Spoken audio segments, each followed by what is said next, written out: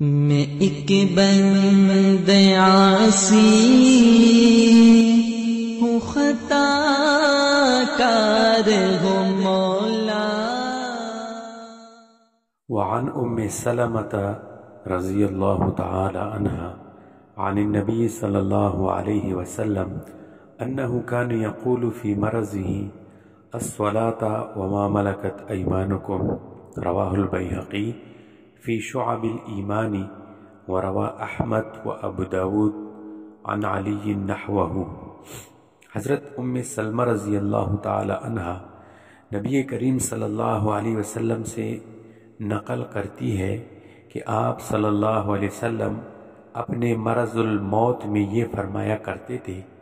کہ نماز پر مضبوطی سے قائم رہو، اور جو لوگ تمہاری ملکیت میں ہیں یعنی لونڈی غلام، ان کے حقوق ادا کرو۔ سب سے پہلے یعنی نماز کو لازم رکھو، اس کے حقوق پورے کرو، اور دوسری بات وما ملکت ایمانکم یعنی ماتحت تم پر ظلم نہ کرو اور ان کے حقوق ادا کیا کرو۔ لونڈی اور غلاموں کا حق یہ ہے کہ ان کا مالک ان کو کھانا کھلائے، حیثیت کے مطابق ان کو کپڑے پہنائے، نہ حق مارنے پیٹنے اور گالی گلوچ سے احتراز کرے۔ یہاں لونڈی اور غلام کے ساتھ ساتھ